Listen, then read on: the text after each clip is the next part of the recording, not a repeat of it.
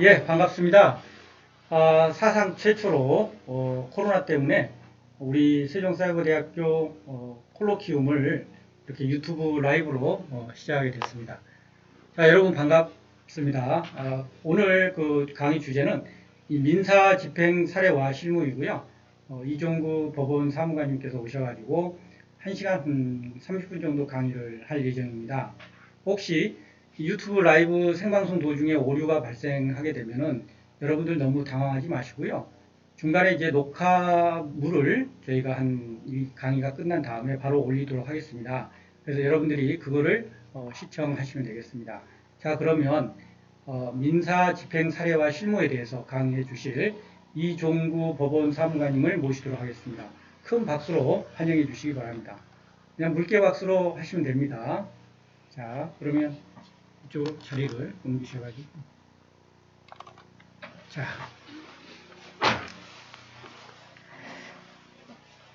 네, 방금 소개받은 이종구 사무관입니다. 그리고 이렇게, 마우스로 이렇게. 예, 네, 천천히 이렇게 좋은 자리에 이렇게 강의하게 된 것을 큰 영광으로 생각하고 있습니다. 소리를 좀, 목소리 네. 좀 키워주시면. 네, 예. 제가 이제 강의는 아마 제 역사상 처음인데요. 아까 교수님께서 사상 최초로 유튜브 라이브 방송 한다고 했는데 여러 가지로 사상 최초가 되는 저의 개인사에 있어서는 큰 사건이 있는 날인데요. 가급적 편하게 강의하시라고 말씀하셨으니까 대화하듯이 제 경험들을 공유해 드릴 수 있도록 하겠습니다. 저는 98년도에 이제 법원 서기보 공채로 법원에 입사했고요. 지금까지 한 22년 동안 다른 직업 없이 법원 공무원으로만 근무했습니다. 법원 직원들은 이제 7급 승진하고 5급 승진 이제 시험을 보게 되는데요. 그 7급 시험은 이제 좀 방식이 바뀌긴 했지만 지금도 여전히 소정의 교육과정 마치고 또 시험을 보고요. 5급 사무관 시험은 말 그대로 고시랑 비슷했던 것 같아요. 한 3, 4년 저도 준비했고 작년에 운 좋게 또 시험에 합격해서 지금은 그 대법원사나 연구기관인 사법정책연구원에서 연구지원과장으로 지금 근무하고 있습니다. 다시 한번 영광이고 반갑습니다. 예. 자, 오늘 저 강의 드릴 목차는요. 민사집행법 개관을 좀 보고요. 그 다음에 부동산 경매 절차를 전체적으로 보고 각각의 절차에서 이제 주로 이제 제가 경험했던 사례도 있고요. 아니면 또 저희 이제 내부적으로 여러 뭐 지식들 올라오는 지식광장도 있고 뭐 업무 매뉴얼 올리시는 그런 것도 있고요. 그런 사례들 종합해서 한번 만들어 보았습니다. 그런 순서대로 강의하겠습니다. 그 민사집행법은 원래 이제 1960년도에 제정된 민사소송법 7편에 이제 규정되어 있다가 2002년도에 이제 민사집행법 단행 법률이 시행이 됐습니다. 그리고 민사집행법 1조에는 이 법률의 적용 범위에 관해서 규정하고 있는데요. 오늘 강의하게 된 이제 강제집행, 그 다음에 임의경매라고 하는 담보권 실행을 위한 경매, 그리고 이제 가압류 가처분에 해당한 보존 처분 절차 이렇게 규정하고 있습니다. 그리고 민사집행법 23조에 이 법률의 규정이 없는 경우에는 민사소송법을 준용한다 이렇게 규정이 되어 있는데요. 그러니까 준용한다는 것은 이제 그 법에 다 일일이 다 모든 것을 다 규정할 수 없기 때문에 다른 법률에 규정된 것을 그대로 적용하겠다 이런 취지입니다. 그래서 민사소송법 1조에 이제 법원은 이제 절차가 공정하고 신속하며 경제적으로 진행되도록 해야 되고 또 이제 민사집행의 당사자와 그 관계인들은 신의에 따라 성실하게 소송을 수행할 그런 의무 규정이 규정되어 있습니다. 제가 왜 민사소송법 1조를 이제 말씀을 드리냐면 법원에서 실무하다 보면은 여러 대립되는 이해관계인들이 이제 법원에 많이 옵니다. 그러면 무엇이 공정할까를 항상 고민하게 되는데요. 무엇이 공정한 것일까요? 내가 손해를 보지 않는 것이 공정할 것일까요? 아니면 나만 이익을 받고 남들은 뭐 손해를 얻더라도 그게 공정한 것일까? 그런데 이제 저는 그렇게 생각합니다. 이 모든 국민들로부터 위임받은 법률이나 규칙이나 재판 얘기들에 대한 규정된 절차들이 다 준수된 것이 공정하다고 생각합니다. 그렇게 다 재반 법령이 준수되고 그럼에도 불구하고 이제 어떤 개인한테는 손해가 될 수도 있겠죠.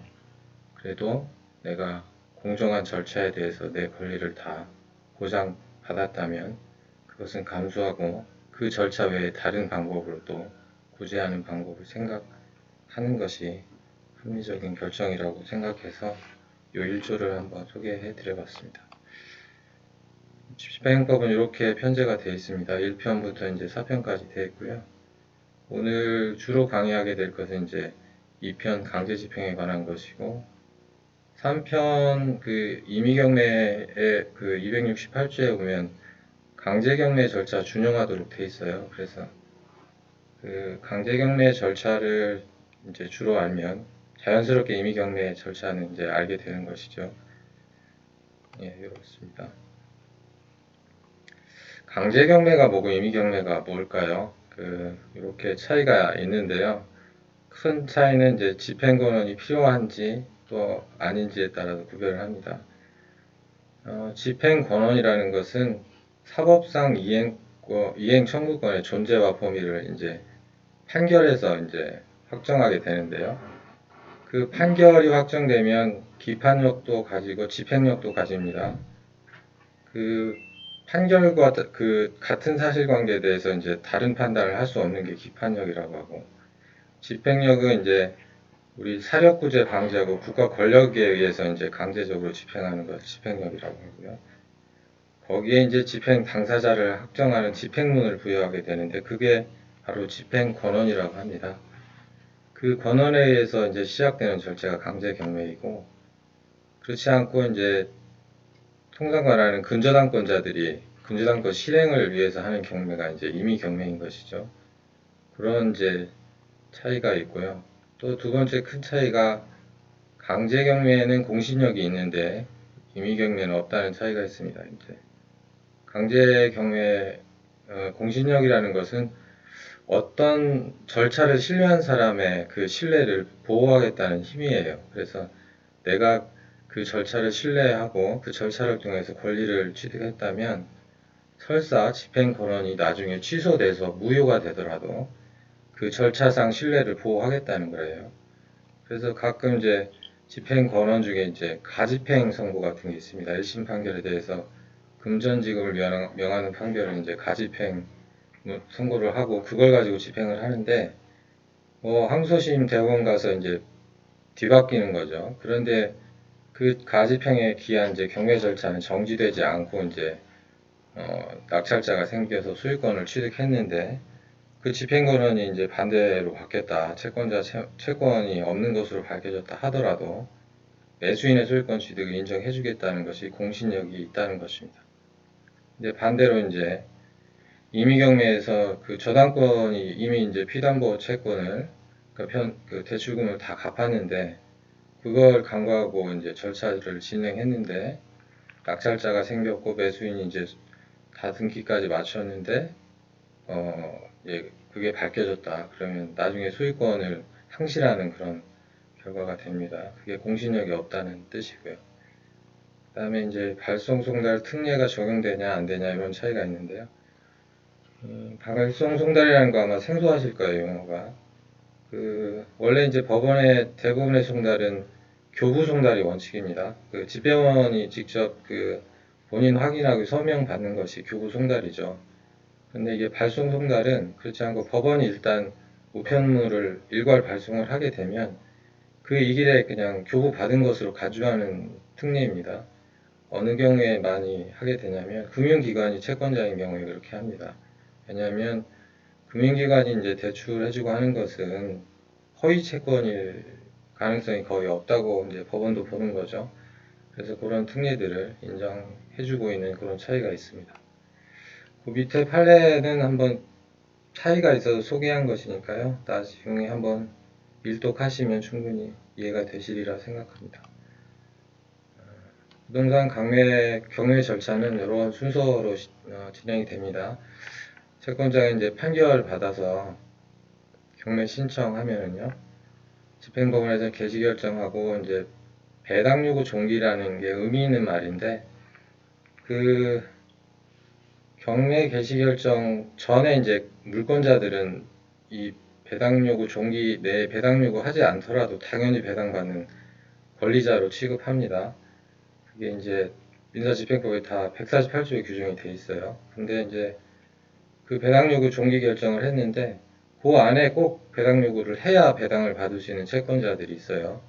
내가 설사 채권이 있고 판결을 받았다 하더라도 이 종기 내에 자기가 권리 증명하는 서면을 집행법원에 내지 않으면 채권이 있더라도 배당을 못 받습니다. 그 절차에서는. 그래서 상당히 의미 있는 종기이죠, 날이죠.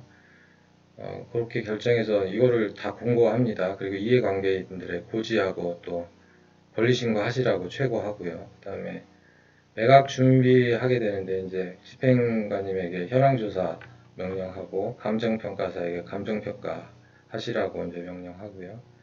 그런 것들이 회신이 오면 매각 물건 명세서를 작성해서 이제 매각기일 지정해서 같이 함께 공고를 합니다. 그리고 이해관계인들에게 혹시나 이 매각기일에 관련된 여러 가지 공고라든지 이런 것들에 자기들 권리 행사할 것이 있으면 권리 행사를 하시라고 통지도 합니다.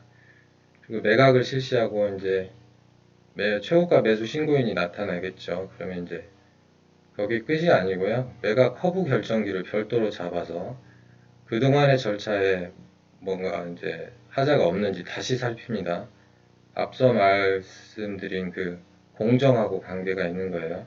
그 다음에 이제 공신력하고도 관계가 있습니다. 이 절차를 신뢰한 사람들 그 신뢰에 힘을 주려면 절차가 하자가 없어야 되기 때문에 최고가 매수 신고인이 나타나서 이제 다 끝난 것 같아 보여도 다시 한번 법원에서 직권으로 검토를 합니다.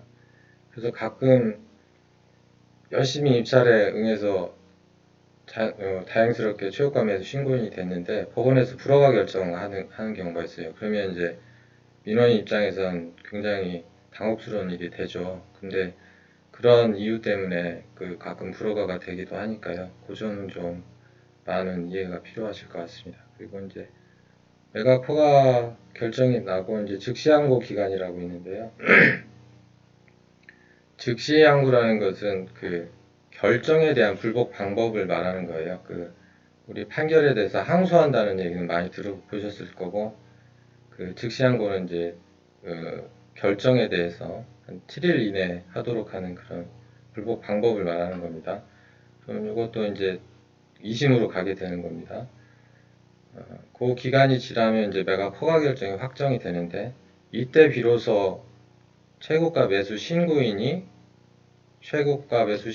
매수인이 되는 겁니다. 지위가 법률적으로 바뀌어요. 그래야 이제 매수인이 됐을 때 대금 납부할 권리가 생기는 거예요. 그래서 이제 대금 비급 기한은 이제 확정이 되면 저희 법원에서 한 달 정도 기간을 들여서 이제 통지를 합니다. 그리고 대금 지급을 하는 순간 경매 절차에서는 이제 소유권을 취득하죠. 그 법률 규정에 의한 소유권 취득이기 때문에 등기 없이 취득합니다. 우리 왜 법률 행위에 의한 물권 변동은 등기해야 효력이 발생하도록 민법 186조 이렇게 되어 있는데요. 우리 매매가 법률 행위잖아요. 그러면 법률 행위 했다고 해서 바로 소유자 되는 거 아닙니다. 등기해야 소유자입니다. 근데 이제 경매 절차는 법률 규정에 의한 것이기 때문에 법원에서 등기하지 않더라도 대금 지급하는 순간 내가 소유권 행사도 할 수 있다는 거 아시면 되겠습니다. 그 밑에 뭐 121조 이렇게 돼 있는데 요거는 이제 뭐 앞에서 말한 그 여러 경매 절차에서 이제 하자가 있으면 그런 허가에 대한 이의 사유가 되고 이게 결국에는 이제 매각 불허가 사유가 되고 또 이거에 대해서 또 이의가 있거나 불복이 있으면 즉시 항고할 수 있는 사유도 된다 이런 말씀 드리려고 기재해놨습니다. 자, 상세히 좀 살펴보겠습니다. 강제경매 신청을 하면 법원이 이제 개시 결정을 합니다. 그 주문이 그래요. 별지 기재 부동산에 대해서 경매 절차를 개시하고 채권자를 위하여 압류한다 이렇게 하고요. 그 다음에 이제 등기소에 등기 촉탁을 합니다. 공시에 해야 되겠죠. 이 동산 같으면 왜 압류 표지, 소위 말하는 빨간 딱지 붙이잖아요. 근데 부동산에 붙이지 않잖아요. 그 등기부에 기입하는 겁니다. 이 부동산에 압류됐다는 표시를 하는 거죠. 그리고 이제 등기필 정보가 접수되면 그때 이제 채무자에게 개시결정 송달을 합니다.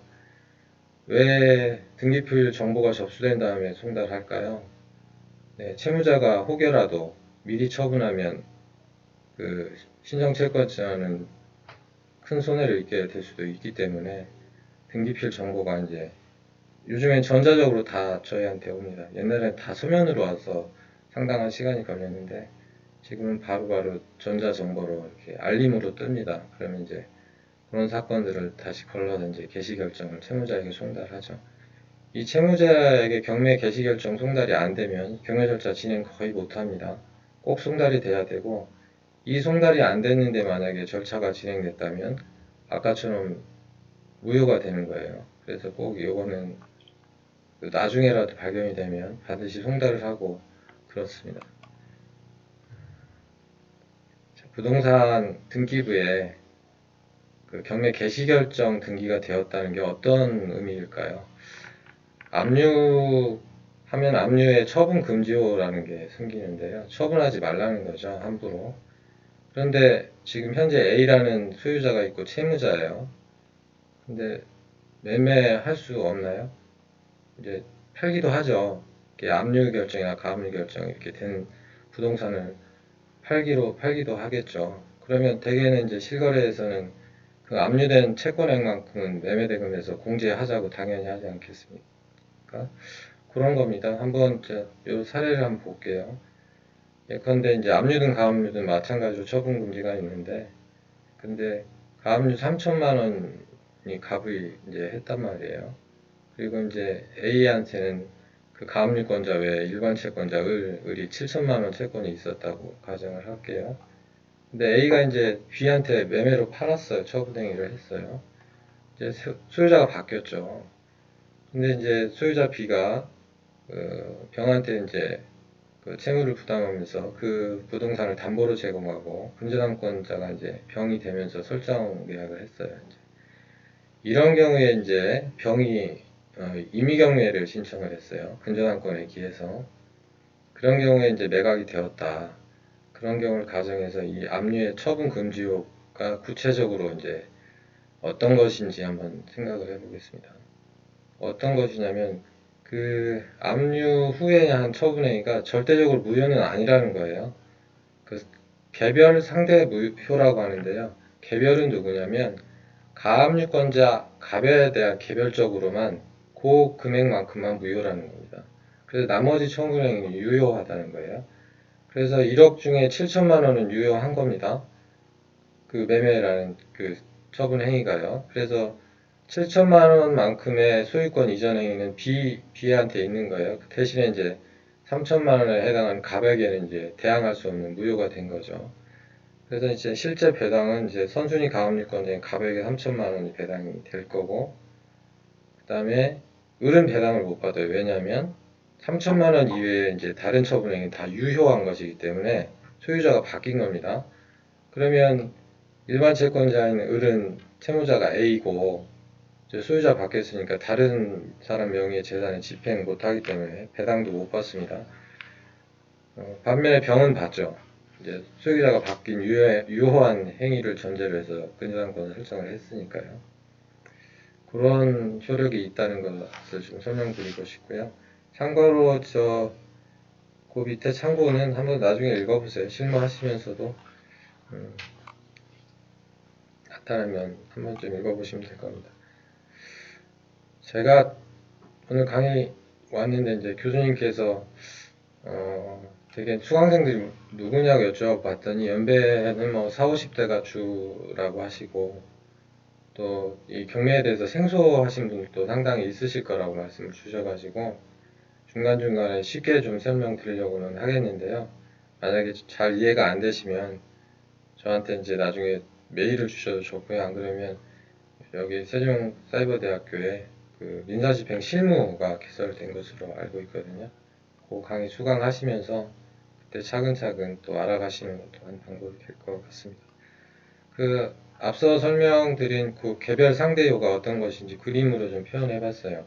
그 노란색 부분이 이제 7천만 원 유효하게 이제 취급되는 부분이고, 요 보라색 세모 부분이 이제 가백에 대해서는 무효인 처분행위가 된다. 이런 의미입니다. 그래서 아까 그 배당하는 것들은 앞에서 설명했습니다. 그 이유도 그 왜 어른 배당을 못 받는지, 그 자신 채무자가 아닌 이제 채무자 B의 배당 절차에 참여할 수 없기 때문에 을에게는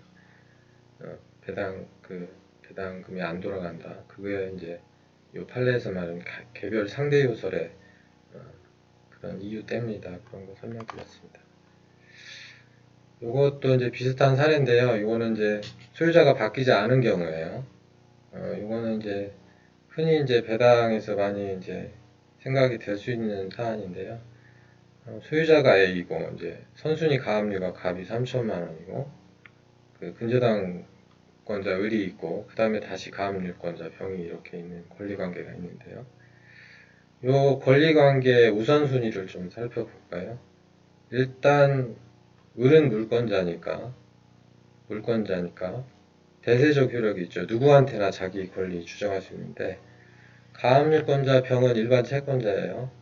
그러면 이제 물건이 우선하니까 을은 병에게 이제 순위가 앞섭니다. 그런데 갑에게는 을은 대항할 수 없죠. 선순위 가압류가 이제 있기 때문에. 그러면 이제 갑과 을은 또 이제 동순위가 되고, 그 다음에 갑과 병은 같은 일반 채권자입니다. 그래서 동순위가 돼요. 이러면 순위를 정할 수가 없게 됩니다. 그런 경우에 이제 배당에서는 안분 흡수 배당이라고 하는데요. 일단 동순위로 보고 안분을 합니다. 안분하는 거는 n분의 1로 나눈다는 거예요. 근데 이제 그 n분의 1이 이 사람 수가 아니라 채권액입니다. 당연히 그래야겠죠. 그래서 이제 그 실제 배당 재당 곱하기 총 채권액 중에 이제 본인의 채권액으로 나눠서 이제 일단 안분을 합니다. 이렇게 나누고요. 그 다음에 흡수한다는 것은 자기보다 후순위에 있는 사람을 흡수한다는 거예요. 그러면 갑은 후순위가 있습니까? 없습니까? 을이 후순위가 아니죠. 동순위예요. 물권자하고 채권자인데 갑이 가압류를 먼저 해놨기 때문에 동순위로 취급하기 때문에 후순위가 없기 때문에 2,300만 원 그냥 안분액 배당 받고, 그 다음에 을은 안분액이 5,400인데 이제 왜 7,700만 원 배당 받냐면 후순위가 있잖아요. 병이. 그 후순위 채권액을 흡수하게 되는 겁니다. 그래서 최종 배당액은 그렇게 되는 겁니다. 이런 배당들은 실무에서 아주 의미 있게 사용이 많이 돼요. 실제로도 많고. 나중에 한번 살펴보시기 바랍니다. 압류 단계에서 이게 이제 제가 고양지원에서 경매 개장을 한 게 2014년 경인데, 저도 한 6년여 이제 경매 실무에서는 좀 떠나 있었는데, 떠나 있더라도 계속해서 이제 이런 실무 사례들은 이제 문의도 오고, 저희 이제 내부망에 이제 질의 회신란이 있는데 거기에 이제 제가 답변도 많이 달고 했습니다. 그래서 이제 계속 실무 감각을 잃지 않으려고 저도 이제 공부를 하고 있는 것인데요. 아무튼 그런 사례 중에 하나입니다. 누가 이제 문의도 했었고 실제 이제 사례가 되는 건데, 이렇게 하나의 필지가 있었어요. 근데 이제 그 중에 일부가 도로에 편입됐어요. 그러면 이제 이 전체 필지가 이제 압류가 되어 있는데 일부가 이제 도로에 편입됐단 말이에요. 도로 편입되면 그 도로에 편입되어서 수용된 것이 혹시 앞서 말한 압류처분금지에 반하지 않을까라는 생각을 이제 하실 수 있겠죠. 그런데 그 공익사업법 45제 이제 수용의 법률 효과에 대해서, 수용 개시일에 이제 사업 시행자가 소유권을 원시 취득한다고 이제 법률에 그렇게 규정되어 있기 때문에, 그 사업 시행자는 아무런 권리하자가 없는 상태로 이 도로 편입된 부분에 소유권을 취득하고, 여기에 있던 가압류나 압류는 효력을 그 순간 상실을 하는 거예요. 그러면 이제 가압류권자나 이런 채권자들은 억울할 수가 있겠죠. 근데 수용의 법률 효과이기 때문에 그걸 수용해야 된다는 거예요. 그러면 가압류권자는 어떻게 하느냐? 혹시 수용보상금의 그 가압류, 부동산 가압류 효력이 자동적으로 옮겨가는 거 아니냐? 이렇게 생각하기가 쉽죠. 그런데 아니라는 거예요. 부동산 가압류는 부동산 가압류라는 거예요. 별도로 이제 수용보상금 채권에 채권 가압류라고 별도의 이제 가압류 신청을 해서 그렇게 그 권리 확보를 하시라는 겁니다. 그렇고요. 더 이제 심상 문제 되는 거는 그러면은 이 나머지 필지 경매 진행할 수 있을 겁니다. 이게 그 토지 경매랑 상관이 없는데 이 위에 당연히 집합 건물들이 있는 경우가 대부분이겠죠. 그런데 이제 건물 일부가 편입되고 이렇게 수직선상에 있는 건물들을 실제로 분리한다고 하더라고요. 물리적으로는 어떻게 하는지 잘 모르겠는데 실제로 분리를 했는데 그 나머지 그 건물 가지고 경매 절차 진행이 가능할까 이런 문의가 왔었습니다.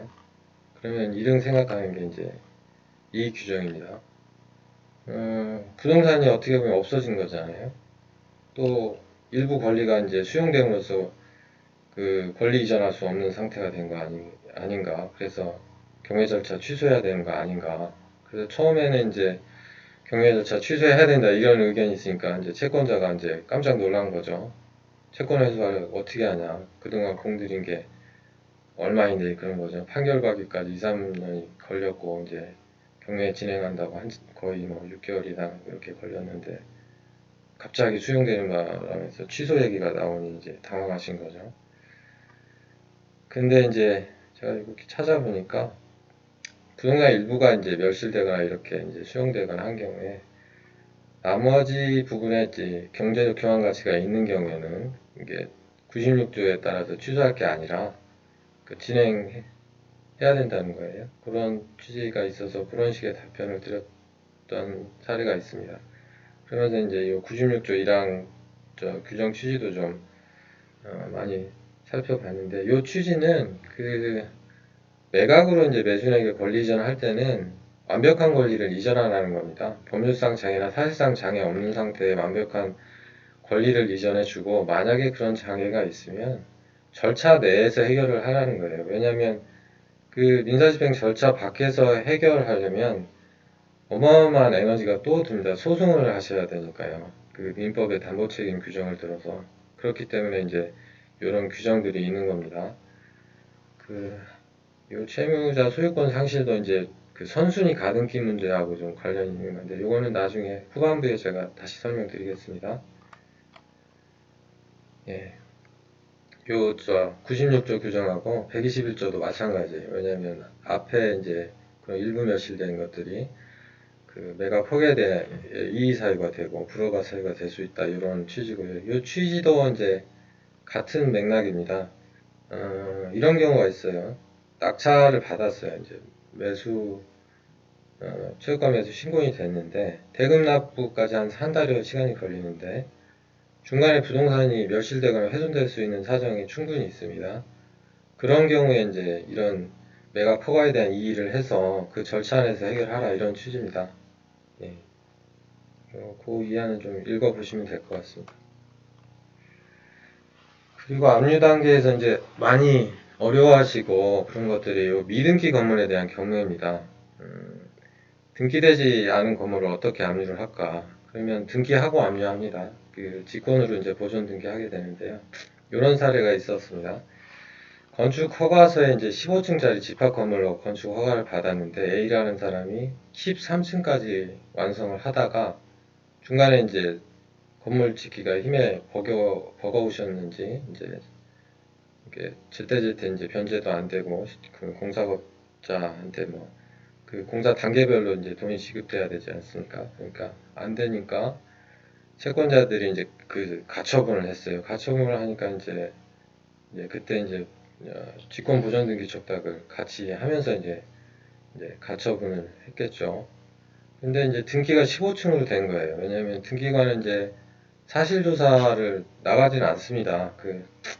서면으로 이제 형식적인 검사를 하는데 그 형식적으로 검사한다는 게 그냥 숙을 터운다는 얘기가 아닙니다. 그 서면에 있는 것만 신뢰하고 등기를 한다는 취지예요. 그래서 15층까지 건축 허가가 났으니까 15층짜리 이제 직권보증 등기가 된 거죠. 그런데 실제에서는 B가 나머지 14층, 15층을 완성을 했어요. 그러면 여기서 이제 두 가지 의문이 생기는 거죠. 실체 관계에 부합하지 않는 등기가 생겼죠. 실체 관계는 14, 아까 여기 13층까지인데 등기는 15층이 됐으니까 유등기는 무효입니다. 그래서 경매 절차를 진행할 수 없다는 이제 결론이 된 거죠.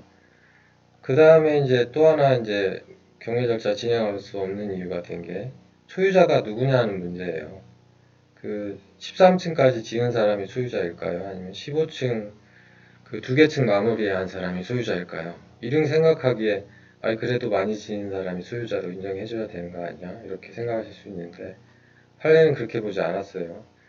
그 건축 허가 내용과 사회통념상 동일한 정도로 축조한 사람이 소유자라는 거예요. 그래야 무허가 건축물이 안 생기니까 그런 것 같습니다.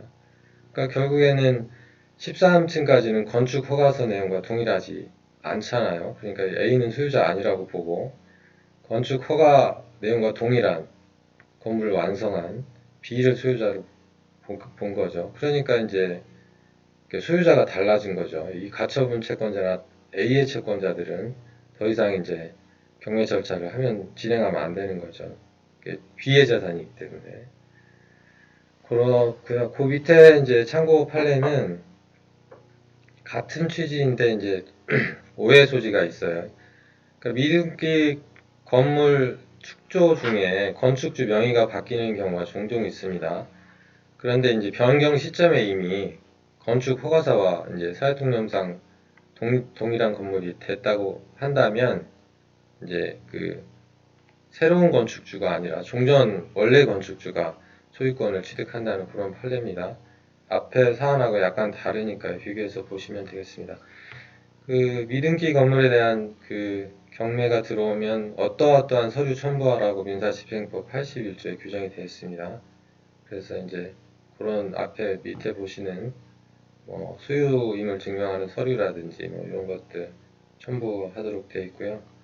이 규정에 따라서 법원은 이제 채무자 소유인지 확인하려고 이제 건축 허가서나 신고서 내게 하고요. 그 다음에 이제 뭐 이런 것들 설계 변경이 있는지 앞에서 이제 건축주 변경인지 유의미한 또 일이 되니까 그런 것도 확인하고요. 또 집행관님에게 또 현황 조사도 명령하고 감정평가사님께 또 같이 가서 이제 다 감정도 하시라고 그렇게 명령을 합니다. 근데 이제 회신이 이제 건물 소유자가 이제 채무자가 아니다, 다르다. 그렇다면 이제 경매 신청을 기각하게 되고 그렇습니다. 미등기 건물은 이렇게 진행을 합니다. 요게 이제 여러분 그 입찰 기일 전에 이렇게 공고하는 매각물건 명세서인데요. 여기에 이제 그 경매 사건이나 이제 매각 목적물에 대한 그 모든 권리 관계는 여기 다 기재가 되어 있다고 보시면 됩니다. 의미 있는 숫자들일 수 있어서 제가 이제 붉은색 박스를 해봤는데 여기 보면 최선순위 설정일자라는 게 있는데요. 이게 이제 말소 기준 권리라고 하는 거예요. 말소 기준 권리가 뭐냐면 매수인이 낙찰을 받으면 그 말소되는 권리입니다. 말소에 되는 권리들 중에 최고 빠른 권리. 그 날짜 기준으로 앞선 것들은 이제 인수하게 될 우려가 있는 거예요. 근데 만약에 이제 그거보다 후순위다 그러면 다 이제 소멸하게 되는 거죠. 그 다음에 여기 배당 요구 종기. 아까 말씀드린 대로 이 종기 내에 꼭 배당 요구 하셔야 배당 받으시는 분들이 있어요. 그분들한테 의미 있는 숫자고 매수인 입장에서도 의미 있는 거예요. 이거. 왜냐하면 여기 임차인이 그런 분들 중에 하나거든요. 권리신고, 배당 요구 종기까지 배당 요구 안 하면 배당을 못 받습니다. 예. 임차인 배당 받는 게 좋을까요? 안 좋을까요? 배당 받는 게 좋습니다. 배당을 받으시고 정상적으로 이렇게 명도가 되셔야 매수인 입장에서도 애먹지 않습니다. 그 다음에 요 부분이 좀 어려우실 텐데요. 요 대지권 미등기라는 게 있어요. 이제 대부분의 이제 대단지 집합 건물, 그러니까 아파트 축조를 하면 토지구획 정의들이 안 돼서 이제 대지권 등기를 안 한 상태로 이제 매각되는 경우가 많습니다. 많은데 그때 이제 이 그 아파트 매수하신 분이 이 대지권도 함께 취득하느냐 문제인데 이런 것들을 상세히 저희 집행법원에서 조사해서 기재를 합니다. 불측의 손해가 없도록. 어떤 거냐면 그 대지권에 해당하는 분양대금 그거 다 납부했는지 안 그러면 다 납부하지 않았다면 매수인이 추가로 납부해야 되는 상황이 생길 수 있거든요. 그래서 저희가 분양회사에 다 사실조회 해가지고 그런 것들을 확인한 다음에 여기서 기재하고 매각을 합니다. 그렇고요. 요 이후에 이제 설명드릴 게 대지권에 관한 얘기인데요. 대지권 이거 많이 어려우실 거예요. 저도 이제 신마하면서도 한참 뭐 이렇게 명확하게 이제 개념 정의가 참 어려운 건데 대지권은 대지 사용권의 분리 처분 금지 효력이 있는 것을 이제 대지권이라고 합니다.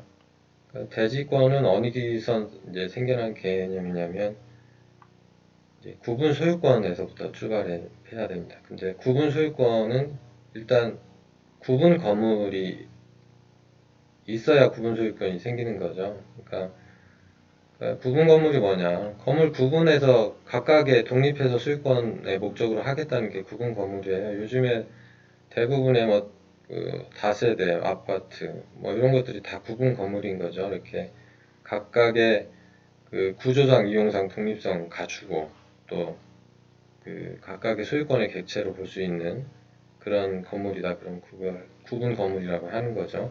판례에서는 구분 건물이 되려면 어떻게 해야 되냐고 이제 그 요건을 판시하고 있는데요. 여기 이렇게 구의독행에서 두 문자를 따놨는데 이게 실무상 의미가 있어서 이렇게 했습니다. 구조상 이용상 독립성 갖추고 그다음에 구분행위가 있으면 그 구분 건물이라고 보는데요.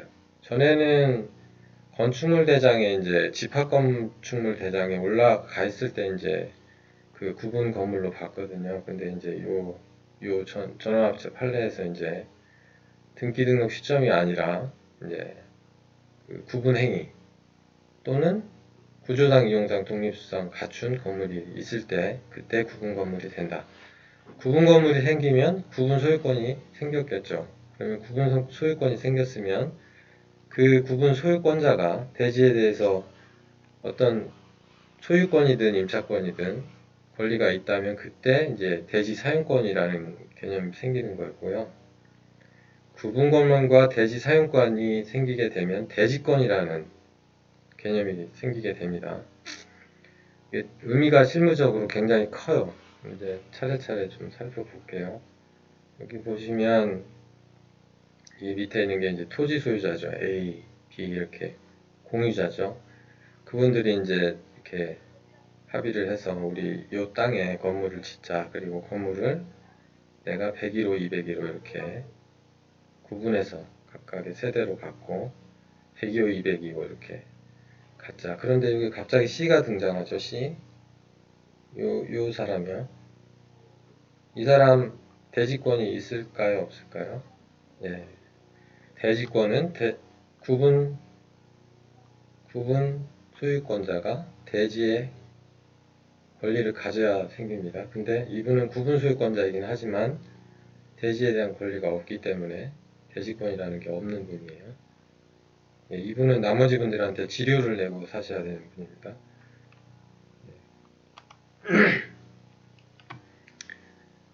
구분 건물 성립식이 왜 중요할까? 이게 실무상 중요하게 되는 사례가 많습니다. 요 아까 말씀드린 대로 구분 소유권 성립을 전제로 해서 이제 구분 소유자가 그 대지 사용권을 가지면요 집합권법 20조 2항에서 분리 처분할 수 없도록 하고 있어요. 왜냐하면 이게 종물로 보거든요. 종된 권리. 그렇기 때문에 이 분리 처분하게 되면 어떤 문제가 생기냐면 토지 소유자가 건물 소유자 상대로 계속해서 지료 소송하는 그런 사회적인 문제가 생기기 때문에 집합 건물의 경우에는 분리 처분을 할 수 없도록 그렇게 그런 규정이 되어 있습니다. 그래서 그런 판례들이에요. 요거 보면은 같은 맥락에 그 전유 부분만 경매당한 자는 장래 취득할 대지 지분을 전유 부분을 경락받은 매수인이 아닌 다른 3자에게 분리처분 못하고 이를 위반한 대지 지분 처분행위는 무효다. 예. 그러니까 처분행위 해도 무효입니다. 그 다음에 아까 그 대지권 미닫기 아파트 경우 말씀드렸는데 전유 부분과 대지 지분 분양받은 자는 대지 지분 등기를 마치지 못하였더라도 대지를 점유 사용할 권리가 있고 이는 본권에 해당한다. 그래서 이제 매각으로 이제 매수하시더라도 나중에 이제 대지권 이제 취득하신 걸로 보시는 거예요. 이런 규정과 판례들이 있기 때문에. 자, 이게 대지권 개념 한번 다시 한번 정리해 볼게요.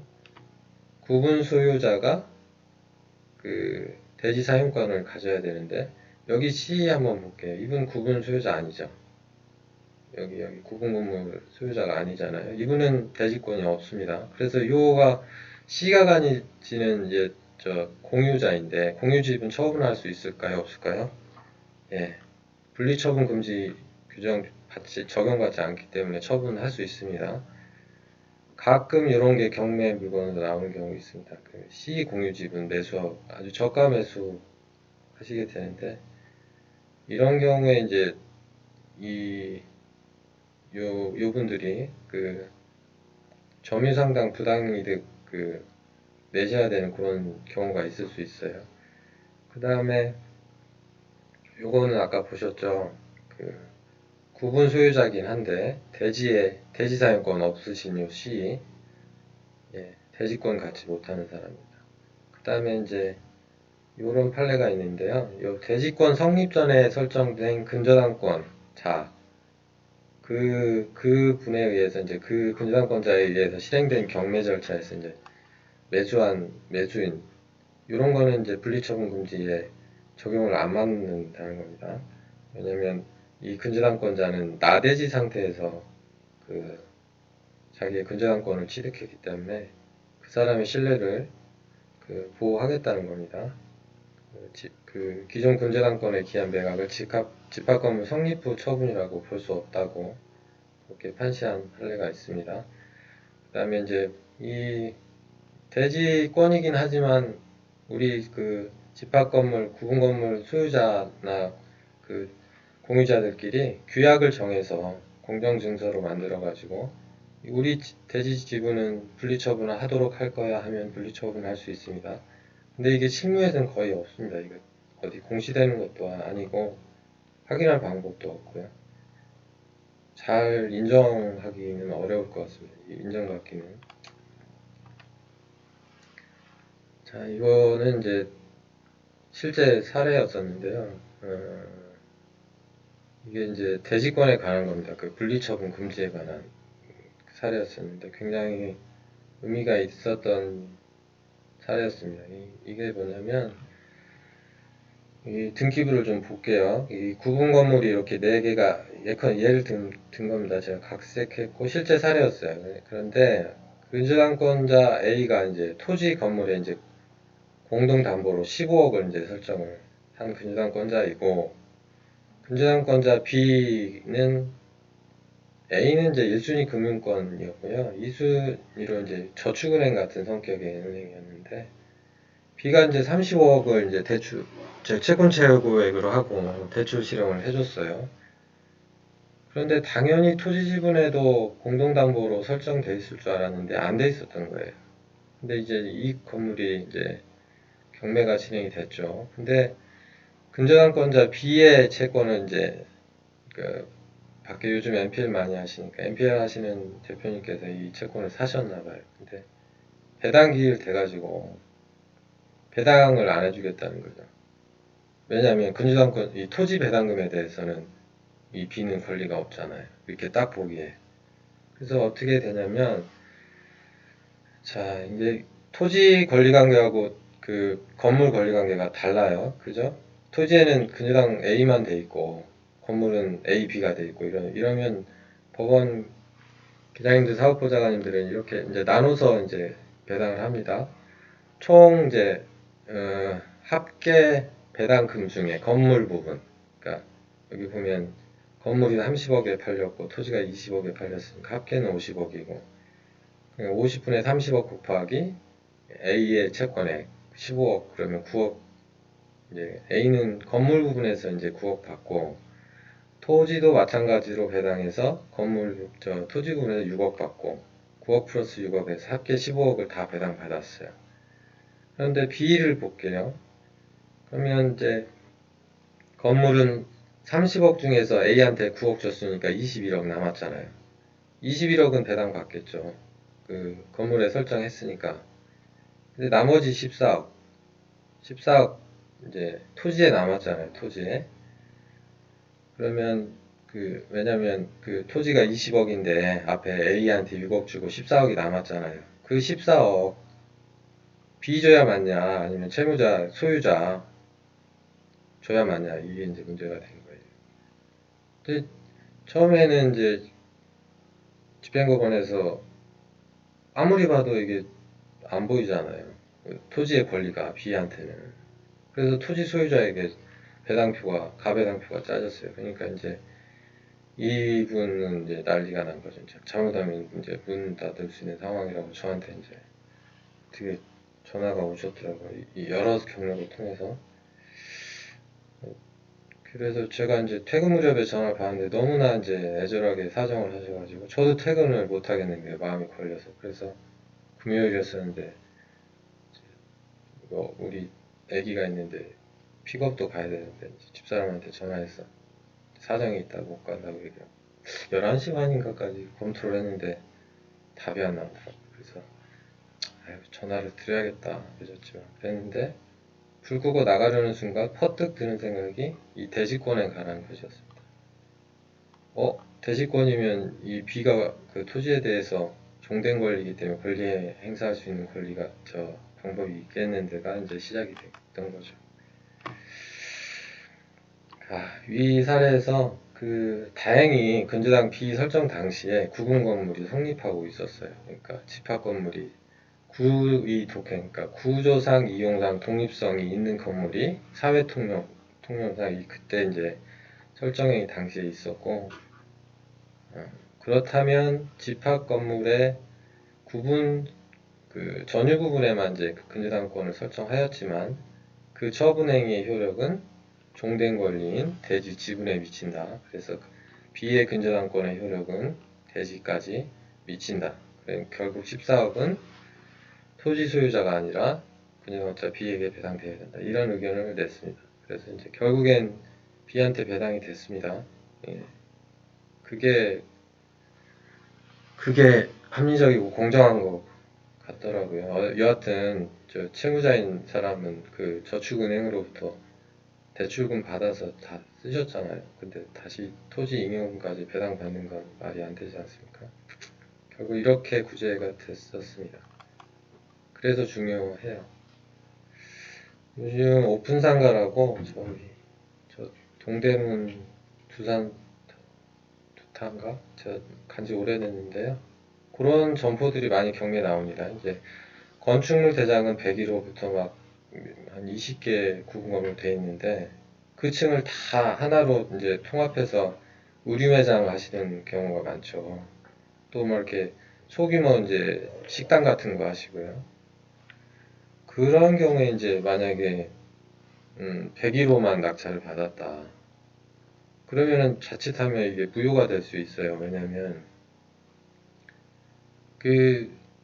실체하고 등기하고 안 맞잖아요. 그리고 구조장 이용상 독립성 갖추지 못한 전유 부분을 낙찰받았다고 해서 그 전유 부분을 보지 않거든요. 그래서 이제 자칫하면 이제 무효가 되고 집행법원에서도 이제 현황조사나 이제 감정평가단이 보고서를 보고 그런 사정이 있으면 그게 이제 전유 부분으로 팔 수 있는지를 면밀히 살핍니다. 그래서 그게 이제 그렇게 오픈 상가 형식으로 실제 운영되고 있지만 전유 부분 독립된 부분 수요하실 수 있도록 이렇게 복원이 가능한지 판례들이 많이 있는데요. 그런 판례의 기초에서 이제 그런 것들을 확인하고 절차를 진행합니다. 나중에 무효가 되는 그런 일을 방지하기 위해서요. 요거는 그때 사례들마다 다 개별적으로 검토가 돼야 될 것 같아요. 어떤 기준이라는 것은 판례에 이제 명제처럼 돼 있는 뭐 구조상, 이용상, 독립성 갖추고 이제 전유 부분에 뭐 소유 목적으로 할 수 있는지 이런 것들을 다 실제 실사례에서는 다 개별적으로 따져야 되고 그렇습니다.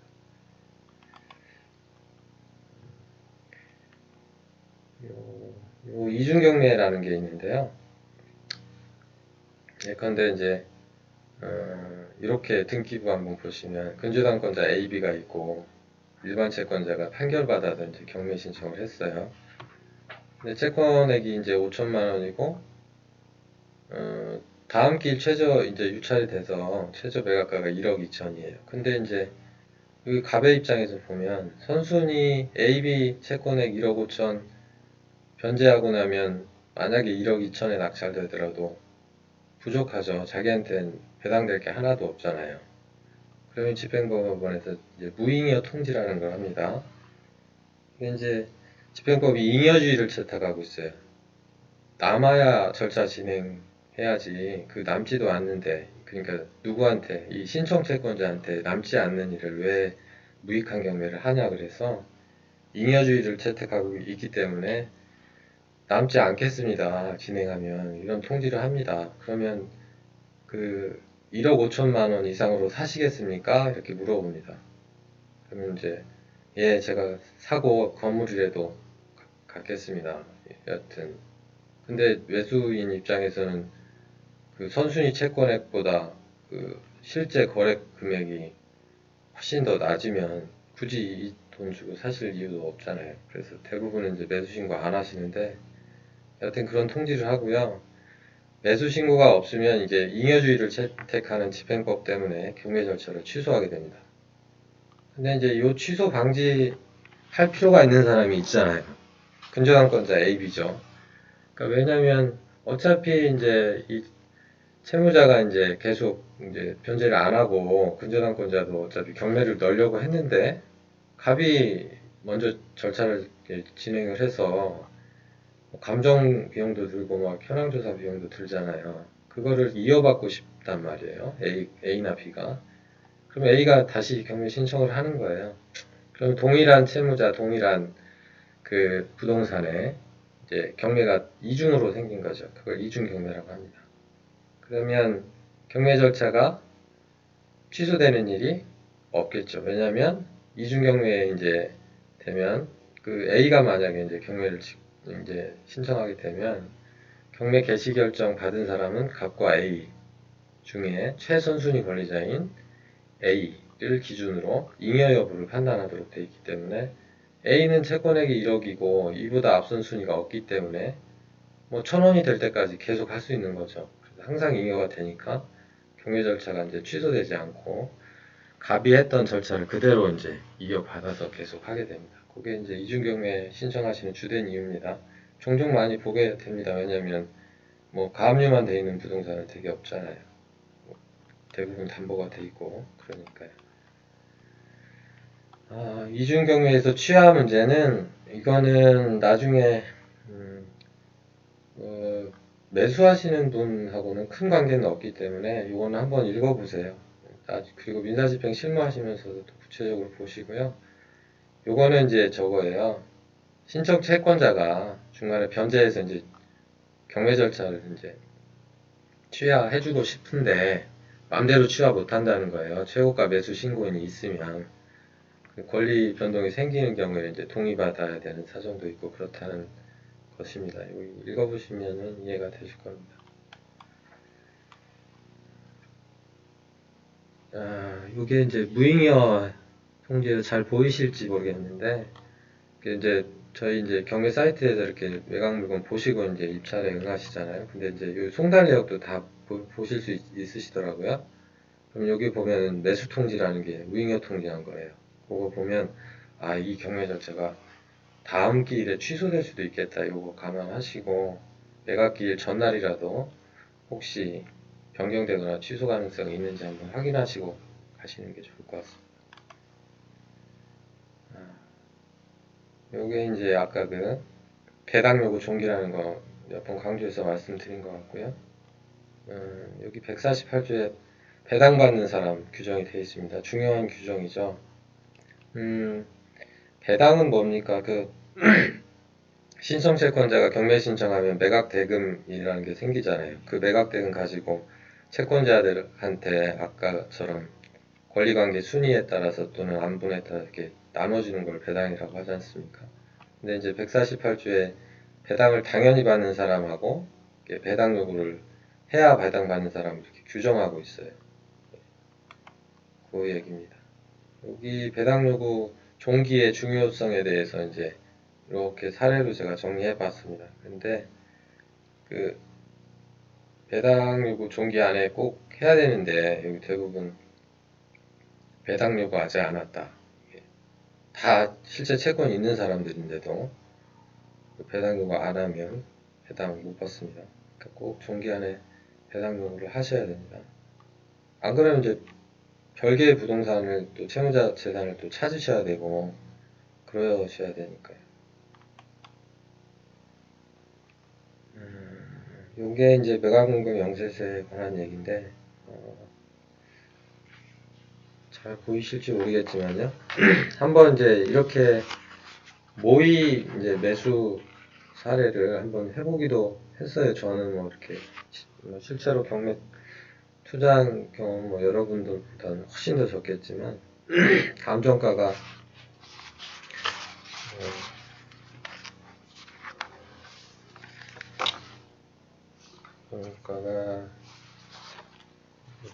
이 정도인데요. 하여튼 이 사람이 낙찰을 받았어요. 이렇게 보는 거죠. 이분이 잘 괜찮은 금액에 낙찰을 받았나? 이렇게 생각해 보는 거죠. 그런데 여기 보면 대항력이 있는 분이시잖아요. 대항력이 있으면 내가 인수해야 되는 거 아니야? 이렇게 생각하시잖아요. 그런데 여기 보면 배당 요구 여부에 배당 요구 하셨잖아요. 그러면 배당만 받으면 이분은 내가 인수 안 해도 되는 권리구나 이렇게 이해하시는 거고요. 여기 아까 최선순위 설정일자 말씀드렸잖아요. 그 최선순위 설정일자하고 여기 확정일자 누가 빠른가요? 네, 임차인이 빠르죠. 그리고 배당 요구했잖아요. 그럼 이분이 최고 먼저 배당 받는 거예요. 그러면 내가 쓴 낙찰 금액 중에 이분의 보증금 다 변제 못 받으니까 나머지 빼고는 그것만 내가 처리해주면 이 집에 이제 소유권을 취득하는 거죠. 그러면 요거 빼고 이 사람 임대차 보증금 중에 내가 낸 낙찰 대금으로 요거 빼고 나머지 700여만 원인가요? 그거만 내가 해결해주면 되겠다. 그럼 저는 얼마에 이분은 얼마에 사시는 거예요? 이 낙찰 금액에 플러스 보증금 못 준 거 700 하면은 얼마 되겠죠. 그러면 이 감정가 대비 몇 프로의 낙찰 받았다 이게 나오는 거죠. 그러면 이분이 잘 낙찰 받았는지 안 받았는지 이렇게 판단이 되겠죠. 그거에 뭐 먼저 선행돼야 될 게 이제 뭐 이게 이 부동산의 실제 시장가죠. 그게 제일 어려운 문제 아니겠습니까? 이런 권리 구성보다 더 중요한 그런 차원으로 보여드렸고요. 그 최선순위 설정했다 아까 말씀드렸는데요. 요게 이제 의미가 있는 게 말소되는 권리의 기준이 되는 권리예요. 그래서 등기부에서 뭐 가장 빠르게 등기된 게 다 말소 기준 권리냐? 그렇지 않고요. 말소되는 권리가 있고 아닌 권리가 있습니다. 뭐 그 근저당권 압류, 뭐 체납 압류, 가압류 뭐 이런 것들은 다 말소되니까 이제 이건 말소 기준 권리고 주택 임차권 등기 어떨까요? 최선순위. 예. 이 말소 기준 권리가 안 됩니다. 이거는 왜냐면 임차보증금 다 변제 안 되면 말소 안 합니다. 이거는 변경 등기하죠. 보증금 얼마 변제 받았다고 변경 등기합니다. 그 다음에 요게 이제 해결이라고 된 부분에 이제 그런 내용이고요. 그 다음에 이렇게 한번 보세요. 처분금지 가처분, 근저당권, 전세권. A가 말소 기준 권리 아니거든요. 이거는 이제 말소되지 않는 권리예요. 그렇기 때문에 말소 기준 권리는 B가 되는 거예요. 말소되는 것들 중에 최고 빠른 B. 그렇게 찾으시는 겁니다. 말소 기준 권리 왜 중요할까요? 가장 임차인의 대항력 판단 기준이 됩니다. 거의 이게 한 뭐 80% 90%는 될 거예요. 그 가처분 등기된 경우에는 이제 저희가 경매 진행을 안 합니다. 왜냐하면 가처분 결과에 따라서 이제 그 집행을 할 수 있고 없고가 달라지기 때문에 본안 판결이 확정될 때까지 사실상 이제 경매 절차를 정지하고요. 전에 최선순위 가등기 여러분 네, 죄송합니다.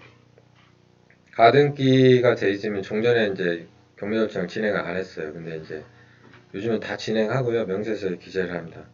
가등기 여러분 아시죠? 내가 이제 매매 예약이라는 거 하는 거예요. 그러니까 나중에 내가 너희 집을 살 건데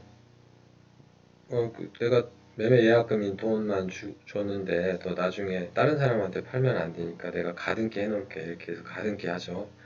근데 이제 가등기 해놨는데 나중에 중간에 이제 그 팔기로 한 사람이 다른 사람한테 팔았어요. 그래서 이제 소유자가 바뀌었어요. 근데 이제 가등기권자인 내가 이제 본등기라고 이제 매매 잔금 치르고 하죠. 그러면 그 사람 있잖아요. 새로 산 사람. 그 소유권 말소시킬 수 있습니다. 제가. 그런 강력한 효력이 있어요. 가등기가. 예, 최선순위 가등기 얘기해볼게요. A가 매매계약 가등기 했어요. B가 이제 소유자였죠. 등기부가 이런데 이게 좀 잘못됐는데 B가 먼저 이제 소유자로 있고 가등기권자는 부기등기 놓고 밑에 들어가요. 근데 A가 가등기 했고 B의 채권자가 이제 경매에 넣어가지고 경매 개시 결정 등기가 됐고 낙찰자가 D가 생겼어요. 근데 본등기 A가 했어요. 그러면 본등기 후에 후순위 등기된 것들은 전부 다 말소됩니다. 그러면 개시 결정도 말소되고 저 낙찰자도 소유권 상실해요. 그렇기 때문에 가등기는 함부로 진행할 수 없는 거예요. 그래서 이제 이게 소유권 이전 가등기인지 담보 가등기인지 저희가 확인을 합니다. 그래서 담보 가등기면 배당을 해주고 소유권 이전 가등기면은 매수에 참여하지 않겠죠. 소유권 상실 우려가 있기 때문에. 예. 그런데 만약에 이렇게 매각대금 납부 전에 이런 본등기 때문에 이제 이렇게 소유권을 상실했다. 그러면 경매 취소 신청할 수 있는 게 96조 1항에 따라서 아까 말씀드린 그것에 따라서 할 수 있고 대금 납부 후에는 별도로 이제 요 민법의 요 규정에 따라서 담보 책임을 물어서 이제 배당받은 채권자에게 대금 반환을 요청하거나 이렇게 해야 됩니다. 주로 이제 명세서에서 주로 보시는 게 주택 임차인에 관한 문제인데요. 큰 것들만 위주로 좀 설명할게요. 전에 상가건물 임대차보법 적용받은 보증금 상한액이 있었어요. 왜냐면 그 전에는 예컨대 보증금 상한액을 초과한다. 그 환산보증금이 그러면 상가건물 임대차 보호법 자체가 그 상가 임차인한테 적용이 안 됐었습니다. 근데 이제 개정됐죠. 개정됐는데 보증금액 그 상한 초과하더라도 대항력만은 인정해주겠다는 거예요. 그러니까 보증금액 다 변제 받지 못하면 다 변제 받을 때까지 내가 그 건물에 점유할 수 있다는 대항력을 인정을 해주고 대신에 이제 그 배당에 참가해서 우선 변제 받거나 또 상임법에서 규정하는 임차권 등기 명령은 인정 안 된다는 겁니다. 이런 거 알고 계시면 되고요.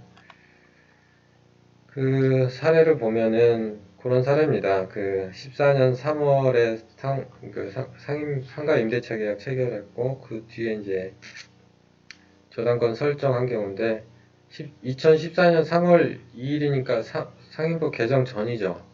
근데 이게 보증금 초과하는 임차인이란 말이에요. 그러면 상임법 적용 안 된단 말이에요. 이 사람은 대항력이 없고 매수인 인수하지 않는 거예요.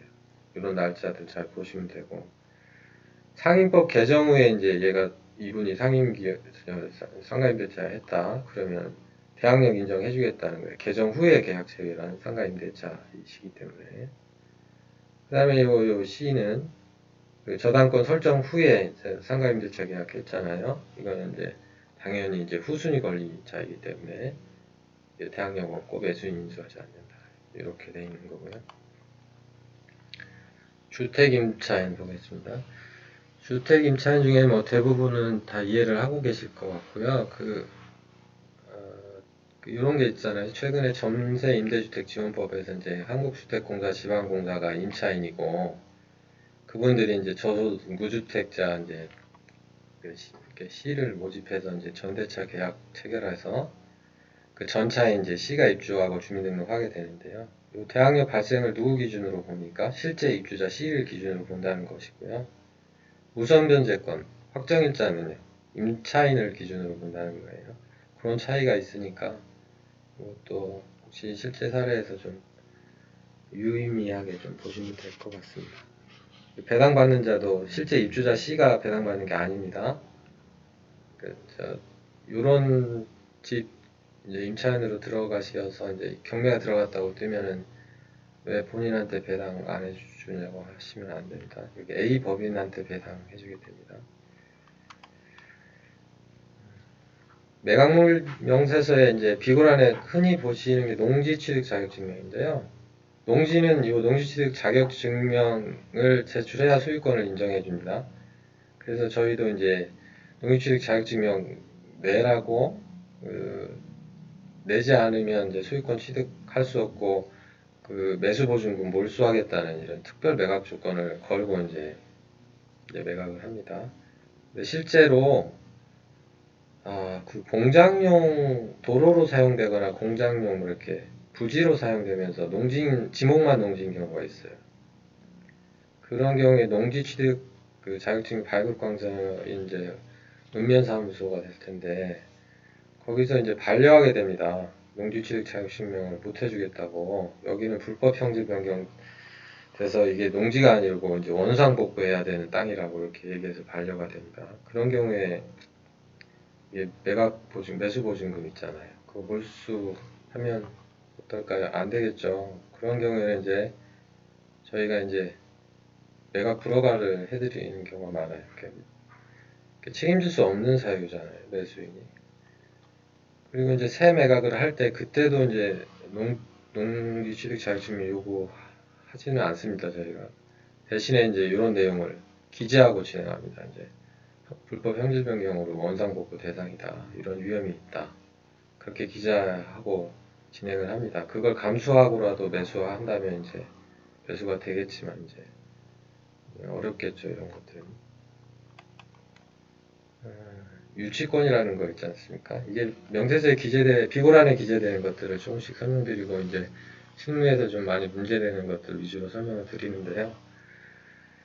전에 이거 유치권 신고 때문에 그 집행법원도 그렇고 채권자들도 많이 애를 먹어요. 이게 뭐 때문에 그러냐면 실제 유치권자가 아닌데 그러니까 입찰기일 하루 이틀 전에 유치권 신고서를 낸단 말이에요. 그러면 매각기를 갑자기 변경해야 되는 경우도 생기고 막 그렇습니다. 왜냐면 갑자기 이제 권리관계가 생기기 때문에 매수인이 매수했는데 유치권자라고 나타나서 그 유치권 행사하면 복잡해지잖아요. 권리관계가. 그렇기 때문에. 그런데 뭐 이렇게 실제로 보면 실제 유치권자가 아닌 경우가 대부분입니다.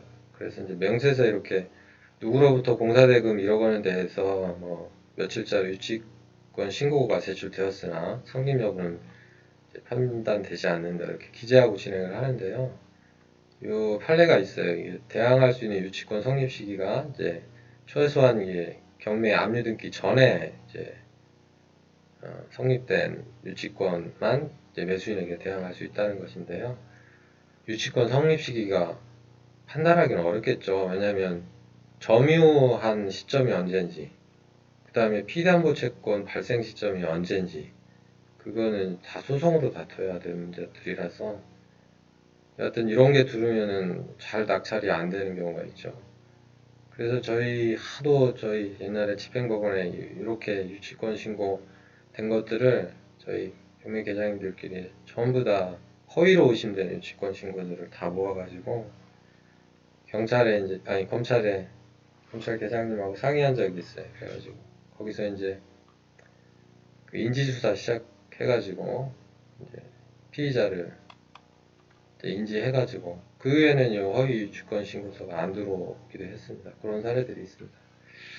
그다음에 비고란에 기재되는 게 공유자 우선 매수 신고죠.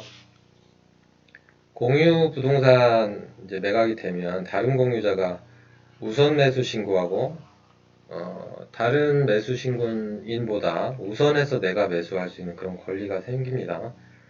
왜냐하면 공유 부동산은 그 공유자가 가장 사용하는 게 가장 이제 그게 합리적이겠다고 해서 이제 인정한 규정인데요. 이거 악용하는 분들이 좀 있어요. 다른 거 그러니까 우선 매수 신고해놓고 이제 그날 입찰 당일날은 입찰자가 없으면 우선 매수 안 하는 거죠. 그럼 계속 입찰가 떨어지고 자기는 이제 다른 공유 지분을 저가에 매수하려고 이렇게 하는 일들이 빈번해지니까 법원에서 이제 매각 조건을 달아서 우선 매수 신고하고 그 입찰기일에 이제 그 보증금 안 내고 이제 그냥 가면은 다음부터는 우선 매수권 제한하겠다 이렇게 매각 조건을 달고 이제 합니다. 그러면 이제 우선 매수 신고하더라도 다음에는 우선 매수 행사를 못 해요, 이런 분들은.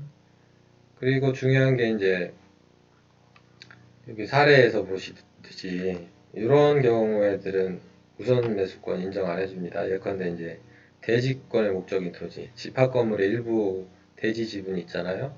그런 거는 다른 공유자라고 하더라도 우선 매수권 인정 안 하고요. 그 다음에 뭐 공유물 분할 판결에 의한 경우라든지 일괄 매각된 부동산 중에 그 일부 부동산의 공유자라든지 이런 경우에는 우선 매수권을 인정 안 합니다. 그 다음에 이제 공유자하고 달리 취급해야 될 게 이런 경우가 있어요. A, B, C가 공유자였는데 만약에 A 지분 경매되면은 B, C는 공유자로서 우선 매수권이 인정됩니다. 그런데 A가 이제 압류 등기, 그러니까 경매 등기 후에 D한테 매각했어요. 그럼 D가 공유자처럼 보이잖아요. D는 공유자로 취급 안 합니다. 그냥 매각 지분을 취득한 재산 취득자에 불과하기 때문에 그러니까 A랑 같은 사람으로 보는 거예요. 그렇기 때문에 D는 공유자로서 내가 우선 매수권 행사하겠다고 해도 인정 안 해준다는 겁니다. 이게 절차별로 이제 매각에 관한 얘기인데요. 이런 거는 읽어보시면 알 겁니다. 그리고 이제 최고가 매수 신고인이 됐다고 해도 당장에 내가 매수인이 아니라는 거예요. 그 절차의 공정성 때문에 허브 결정이 확정돼야 그때 대금 납부할 권리도 생기고 오금도 생긴다 이런 취지로 기재했습니다. 각각의 단계별로 절차가 조금 다릅니다. 그거는 이제 읽어보시면 되고요. 아까 결정에 대한 불복 방법이 즉시항고라고 말씀드렸는데요. 매각 허가 결정을 하면 이제 즉시항고를 주로 채무자나 수요자가 하죠. 그런 경우에 대금 지급 기한을 정하지 못합니다. 이 즉시항고장을 내면은요. 왜냐하면 이게 법률 규정에 매각 허가 결정은 확정되어야 효력이 있다. 근데 즉시항고장을 내면 확정이 안 되잖아요. 그렇기 때문에 대금 지급 기한을 못 정해요. 그러면 뭐 최고가 매수 신고인이 됐고 빨리 대금 내고 이제 소유권 취득해서 권리 행사도 하고 이제 부동산을 어떻게 활용해야 될 텐데 즉시항고 내면 대금을 못 내요. 그러면 즉시항고 처리되는 항고심 가가지고 뭐 한두 달 만에 끝나는 게 아니거든요. 결정이라도 빨리 끝내려고는 하지만 그게 쉽지 않거든요. 그러면 보증금만 납부된 상태에서 뭐 1년이 가기도 하고 그렇거든요. 그래서 이제 강력하게 이거는 매각 보증금에 이제 항고 보증금에 이제 10분의 1 내도록 하고 이제 이유서도 대라고 하고 왜냐면 이유가 이제 확실한 것만 이제 심리 절차로 가야지 이제 뭐 단순히 그냥 절차 지연할 의도로 이렇게 냈다고 보여지면 바로 이제 항고 기각해서 빨리빨리 진행해 드려야 되잖아요. 그런 것 때문에 이거를 요구를 하고 안 내면 각하합니다. 예. 대부분은 안 내요. 홍보보증금을 못 내시더라고요. 그럼 바로 각하합니다. 그런데 그 각하 결정에 대해 또 즉시한 거예요. 그럴 때 또 대금 지급 기한 정할 수 없을까요? 그렇지 않습니다. 요 즉시한 거하고 앞에 즉시한 거는 달라요. 아까는 매각 허가 결정에 대한 즉시한 거이고 요거는 허가 결정 즉시한 거장을 각하한 각하 결정에 대해 또 즉시한 한 거기 때문에 이건 확정 여부와 관계없이 진행할 수 있습니다. 왜냐하면 그 집행 정지의 효력이 없다고 그렇게 규정이 되어 있기 때문에 그렇습니다. 이런 거 구분해서 보셔야 되고요. 아까 요 말씀을 드렸습니다. 대금 납부 기한을 정했어요. 근데 이제 매수인이 대금을 내지 않았어요. 이유는 물건이 훼손됐다 이거예요. 이럴 수 있겠죠. 그러면 빨리 이 재매각 명령 나시기 전에 매각 허가 취소 신청을 하시라는 얘기예요. 그런데 그걸 안 하셨어요. 안 하시고 재매각 명령이 났어요. 그럼 재매각 명령이 나면은 전에 매수인의 매수 보증금 몰수합니다. 다 배당자료단으로 편입하고 돌려주지 않아요. 근데 이제 재매각일 3일 전에 매각 허가 취소 신청을 내고 보증금 돌려달라고 하신 거예요. 못 돌려드렸습니다. 왜냐하면 이분 주장은 이제 대금 납부 전까지는 취소 신청을 할 수 있으니까 취소 신청이 적법하다고 주장했지만 이 재매각 명령이 나면 종전의 매각 허가 결정 효력은 없어집니다. 근데 허가 결정이 효력이 상실된 허가 결정을 취소할 수는 논리적으로 없잖아요. 그렇기 때문에 취소를 못하는 거죠. 그런 사례가 있었습니다. 그러니까 혹시라도 이런 사례에 있는 경우에 재매각 명령 나기 전까지는 빨리빨리 취소 신청을 하시라 이런 취지에서 드렸고요. 대금 납부 방법에 차액 지급 방식이 있는데 이게 이제 실제 특히 NPL에서 많이 발생하는데 그러니까 내가 채권자이면 내가 받을 채권액 있잖아요. 배당금액. 내가 채권자인데 매수인이 됐다. 그럼 매수 대금에서 내가 받을 채권액만큼 빼고 납부하겠다. 이런 거를 이제 상계 신청이라고도 하고 차액 지급 신청이라고도 하고 그렇습니다.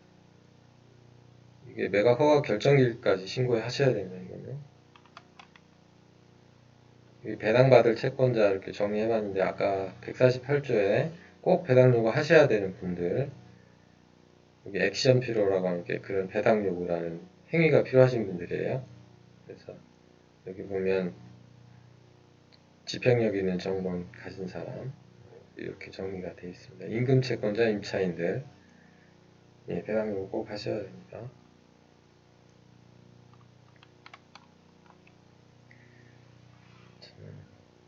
배당받을 채권자들 정리해봤습니다.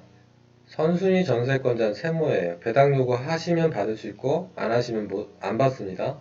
그냥 매수인이 인수하고요. 그 다음에 이제 가압류는 배당받고 소멸하고요. 그 다음에 여기 이전 가등기는 아까 말씀드린 대로 담보가등기임을 증명하면 배당받고 그렇지 않으면 이제 인수하실 수 있는 거고요.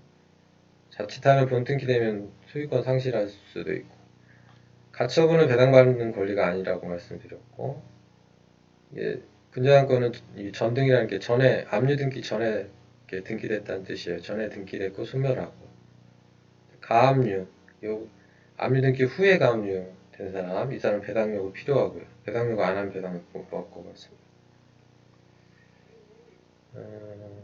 강의 막바지입니다. 막바지인데 이제 배당이 왜 중요하냐 집행법원이 하는 일이죠. 배당을. 그런데 요즘에는 이제 부실채권으로 매수에 참여하시는 분들이 많아요. 그러면 내가 어떤 채권을 산다. 그러니까 근저당권자의 지위를 갖는 것이죠. 채권을 산다는 게. 그러면 그 채권자가 얼마를 배당받을지를 알아야 그 NPL에 내가 매수 가격이 생기는 거예요. 그래서 요즘은 배당을 아셔야 돼요. 실제로 이렇게 그런 투자를 하시게 되는 경우에.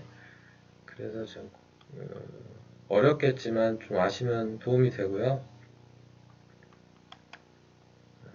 이런 순위로 배당합니다. 일일이 다 이렇게 말씀은 안 드릴게요. 근데 이제 여기 소액 임차인 당일세 이거는 이제 거의 최우선 변제되고 소액 보증금이 다 그런 게 아니라 일정 금액이 있죠. 그렇고요. 이런 순서고요. 이 건강보험료 있잖아요. 연금보험료 이런 사회보장료 채권은 법정기일이 앞서더라도 조세가 항상 우선합니다. 그거 아시면 되고. 보시면 제가 이제 경매 실무할 때는 이 소액보증금 배당을 목적하시고 소액 임차인이라고 주장하시는 분이 있어요. 예컨대 방이 뭐 4개 되는데 아주 근사한 집합 건물인데 보증금이 2천만 원밖에 안 되고 월세 100만 원 막 이렇습니다. 경매 길고 들어가기 한 달 전에 입주하고 막 이래요.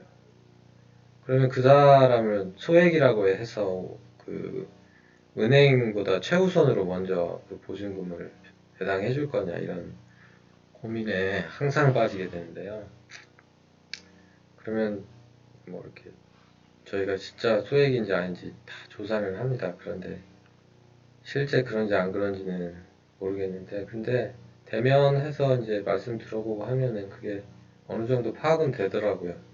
저는 이제 배당 해주기도 하고 안 해주기도 했는데, 배당 이의하신 경우는 못 봤어요. 그 소액보증 배당 안 했을 때. 왜냐면 이의했다가 또 오히려 이제 더 큰 문제가 생길 수 있으니까요. 그런 경우에는 또 배당 이의하시는 분들은 이제 실제 자기가 소액 임차인 경우가 있었겠죠. 뭐 그런 경우는 또 배당 이의해서 이제 구제받기도 하셨고 그랬습니다. 소액보증금에서 이제 대부분 아실 건데 대항 요건이라는 거 있잖아요. 점유하고 그 주민등록 하시는 거는 경매 개시결정 등기 전에는 그렇게 돼 있어야 소액보증금 우선 변제 받을 수 있습니다. 그 다음에 예컨대 보증금 이제 서울이 3,700인 것으로 아는데 배당할 금액이 배당할 금액이 2분의 1 범위 내라는 거예요. 예컨대 이제 배당할 금액 5천만 원이면 여기서 2분의 1은 2,500이잖아요. 그러면 3,700 배당해 주는 게 아니라 2,500만 배당한다는 겁니다. 그 주택가액의 2분의 1 범위 내기 때문에. 그 다음에 중요한 게 이제 소액 범위 따질 때 그 기준일자가 이제 항상 이제 문제가 되는데 근저당 설정이 있다면 그 기준일자 소액 보증금의 그 범위 그 확인하는 기준일자는 그 설정 일자 기준으로 이제 소액 범위를 따져야 된다는 겁니다. 자, 요거 사례 볼게요. 이게 배당 재단이라는 것은 매수대금 1억 5천에 팔린 물건이라고 생각하시면 돼요. 근저당 A가 1억이고 보증금 갑이 9천만 원이고 B가 1억이고 그래요. 그러면 갑은 왜냐면 2013년 6월이 기준일이잖아요. 근저당이 있을 경우에 소액 범위 따지는 기준일이 근저당권 설정일자이기 때문에 갑의 소액보증금 기준일은 2013년 6월 1일이에요. 근저당권자 A와의 관계에서는. B하고 관계에서는요. 여기 2020년 1월 3일이니까 소액이죠. 그러니까 A한테는 소액은 아니지만 B한테는 소액이에요. 그렇게 보시는 겁니다. 자,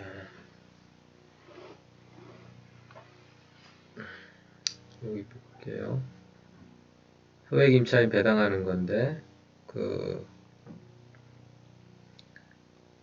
여기 보시면은 임차인 B 한번 볼게요. B는 A 전세권자하고 어떻습니까? 1월 7일날 소액 기준일이죠. 요 날짜가 앞에 전세권 설정일자가 그런데 배당할 금액이 4,400이니까 주택 가액의 2분의 1 범위 내에서 배당해야 되잖아요. 그러면 이 날짜 2019년 1월 7일에 소액이 3,700만 원이라고 하더라도 주택가액의 2분의 1이 맥시멈이니까 2,200만 배당하는 거예요. 일단은. 그리고 전세권자 A는 1,500 배당해줬죠. 그 다음에 확정일자 순위로 이제 다 담보물건으로 보는 거잖아요. 임차인이지만 확정일자 받으면 그 물건에 준하는 효력을 주잖아요. 그래서 순위로 보면은 이 확정일자가 빠르기 때문에 C보다는 C한테는 배당을 안 해주고 순위가 소액 1순위, 그 다음에 전세권 2순위, 3순위 이런 거죠. 이렇게 배당하는 겁니다. 아까 요 보증금 상한에 넘어간다는 얘기가 요 밑에 있는 거고요. 동일한 내용입니다. 앞서 말씀드린. 여기는 소액 임차인 구분에 관해서 이렇게 돼 있는데 좀 의미 있는 게 A가 갑 지분 경우에서 소액인가예요. 보면 만약에 1억이에요. 임차인 1억인데 갑지분만 경매됐으면 보증금 5천만 원으로 보나요? 그게 아니라는 겁니다. 1억 원 기준으로 보증금 이제 따진다는 거예요. 왜 그러냐면 이 보증금 반환 의무 있잖아요. 갑이 1억, 을이 1억, 합계 2억이 아니고 갑도 1억만큼, 을도 1억만큼 다 불가분적으로 부담하는 채무라서 그런 겁니다. 요거 기존 채권 회수 목적으로 임대차 계약 체결하는 경우에는 주임법상 보호되는 임차인이 아니라는 판례가 있고요. 그것들은 한번 읽어보시면 될 것 같습니다. 요것들은 유명한 판례들이에요. 다 옛날에 나와있던 판례들이고 최근 사례들은 아니기 때문에 읽어보시고 다음 강의하겠습니다. 그 다음에 요로 주로 문제되는 게 이제 연체 차임 문제 있어요. 되게 이제 경매에 들어가면 차임을 안 내시는 분이 많죠. 그렇잖아요. 보증금 회수될지 여부도 불명한데 계속 월세 낼 수 있냐 그런 분들이 있는데요. 그런 경우에 이제 연체 차임을 어떻게 하냐. 당연히 연체 차임 부분을 공제하고 배당을 해드려야 맞겠죠.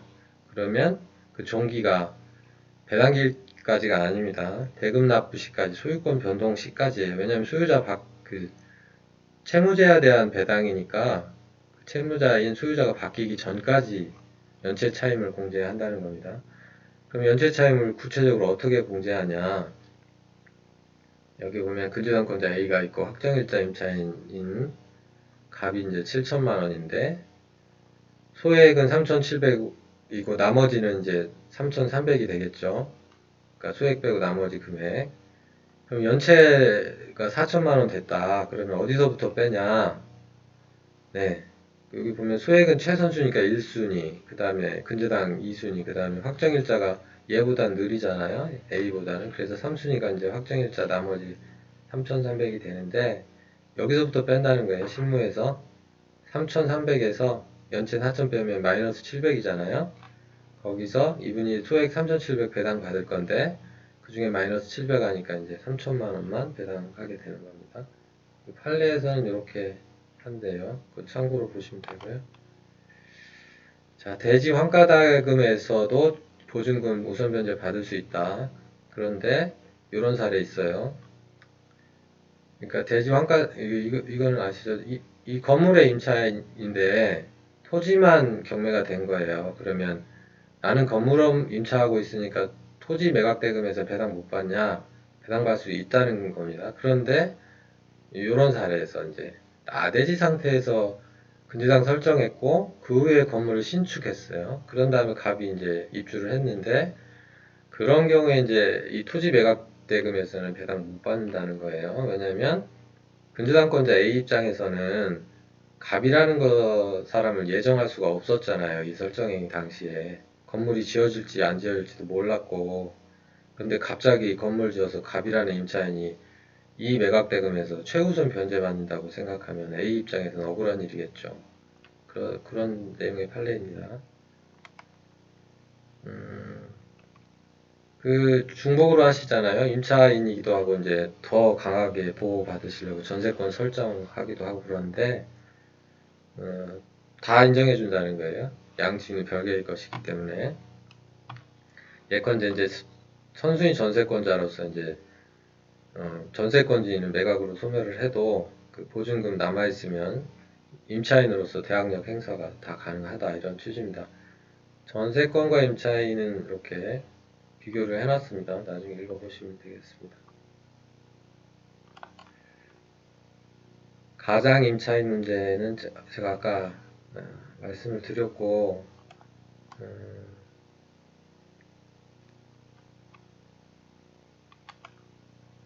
여기 보니 저희가 사실조회 하거든요. 임차인한테 친족이 아닌지 보증금 실제 보냈는지 계좌 내역 보내라고 하기도 하고요.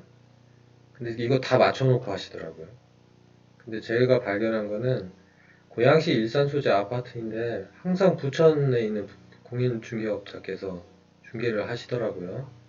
요즘 뭐 인터넷상으로 또 많이 하시기 때문에 실제 그런 사례가 있는지는 모르겠습니다. 요건 보증금 범위니까 이게 시행령에 관한 문제인데, 요거는 이제 충분히 이제 법령 확인하시면서 이제 하실 거니까요. 요거는 읽어보시면 될 것 같습니다. 요 개정법 시행에 관한 얘기는 아까 말씀드렸어요. 이제 보증금 상한 초과한 경우에 이제 상가임대차 보호법 적용 못 받냐.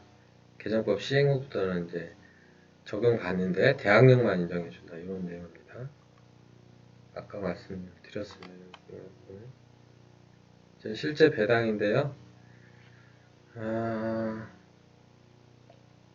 이제 당해세하고 소액임차인인데 소액임차인이 먼저 되고 그 다음에 당해세가 그 다음으로 이제 우선순위가 있는데 이 사례는 갑이 이제 아무런 당해세가 체납 없이 사망을 하셨어요. 당해세라는 거는 당해 부동산에 부과된 그 세금입니다. 재산세가 대표적이겠죠. 상속세도 당해세입니다. 그리고 이제 갑이 이제 근저당권 설정을 하고 돌아가셨는데 을이 상속받았어요. 근데 을이 이제 상속세를 안 냈죠. 그러면 이거 상속세 당했으니까 1순위로 배당해줘야 되느냐 이런 문제가 생겼던 판례인데요.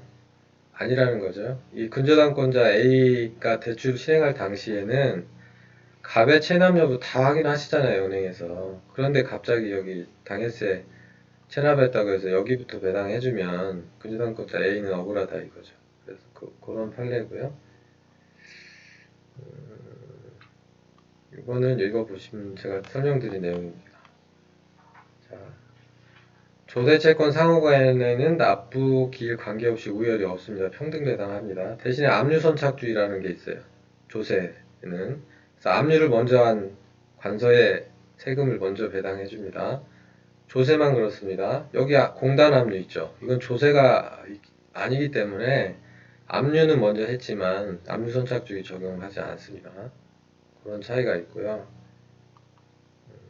공과금은 법정기일이 앞서더라도 항상 조세보다는 후순위다.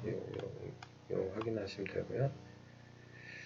자, 배당 방법은 그 우선순위가 있으면 순위 배당하고요.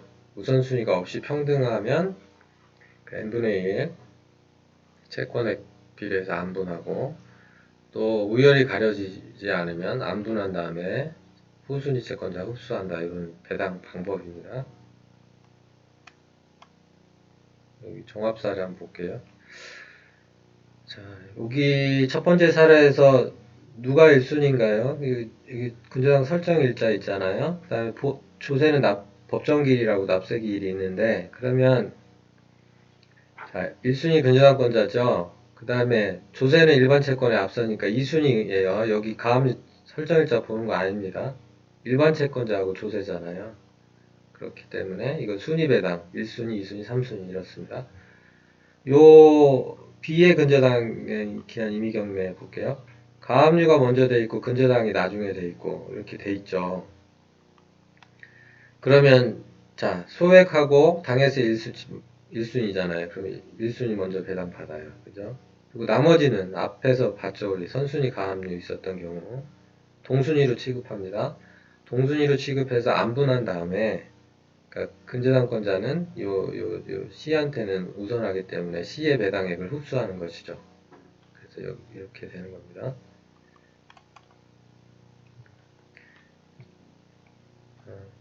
이 종합 사례가 이제 마지막 말씀이 될 것 같은데 여기 볼게요. 배당재단은 1억이고 이제 2020년 3월 7일 날 이제 배당을 하는데 임차인 B의 소액 기준일을 언제로 보나요? 아까 말씀드렸죠. 앞에 근저당권장이 있으면 근저당 설정일자다. 이 날짜 기준으로 소액이면 소액입니다.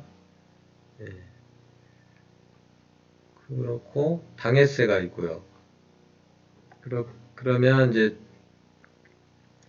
보세요. B는 A에게는 소액이 아니에요. 이 날짜 기준일에는 7,500 이하였으니까 여기 8,000이니까 소액이 아니래요. 그런데 또 C에게는 소액이죠. 왜냐면 요 날짜 안에 있으니까요. 요 날짜 이후잖아요. 그리고 이런 관계가 있어요. 그러니까 A에게는 소액이 아니고 C에게는 소액이고 그러면 이제 순위가 정해지지 않잖아요. 그러면 안분하는 거죠. 채권액별로 일단 안분합니다. 안분하고 여기 일단 안분액 8천만원 안분액 일단 배당 받고요. A가. 그 다음에 여기보다 이분이 소액이 아니기 때문에 요분의 배당액을 후순위인 A보다 후순위인 B의 그 안분액을 흡수합니다. 그래서 8천에 1,800 하니까 9,800이 되는 거예요. 이분은. 그렇고 그 다음에 소액 임차인 여기 B는 C에 대해 소액이니까 여기보다는 앞서잖아요. 소액이 당해세보다 앞서니까요. 그래서 안분액을 흡수합니다. 그럼 200이 되는 거죠. 여기 C 거를 흡수하기 때문에. 그 다음에 C는요.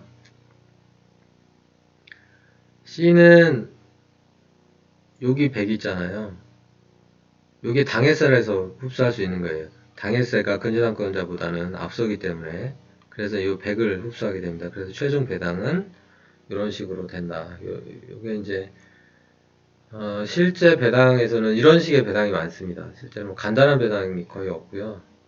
대개는 이런 당해세하고 막 근저당권자하고 최소한 임차인은 있고 다 이렇거든요.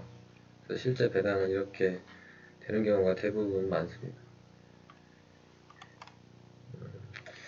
정말 사상 최초로 강의해봤는데 어떠셨는지 모르겠습니다.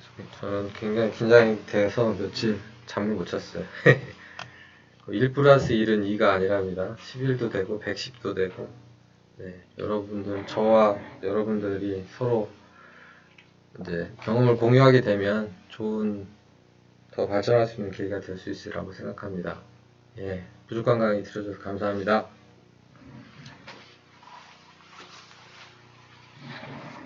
네, 여러분, 1시간 반 넘게 이렇게 민사집행 사례와 실무에 대해서 이렇게 자세하게 강의해 주신 이종구 우리 법원사무관님께 박수 부탁드립니다. 그리고 여러분들도 1시간 반 넘게 이렇게 그 강의 들어주셔서 감사드립니다.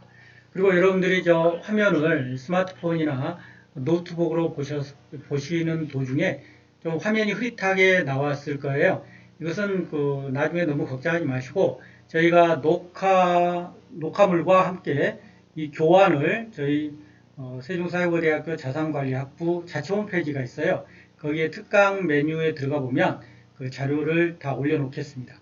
그래서 그거를 출력하셔가지고 나중에 다시 한번 이 화면과 함께 같이 보시면 이해를 잘 할 수 있을 것으로 이제 생각을 합니다. 저도 빨리 신종 코로나 바이러스가 종식이 돼서 이 부동산 콜로키움을 이런 유튜브가 아니라 일반 강의실에서 여러분들과 함께 같이 얼굴 보면서 강의를 했으면 좋겠습니다. 자, 여러분 오늘 고생 많으셨습니다. 다음에 뵙도록 하겠습니다.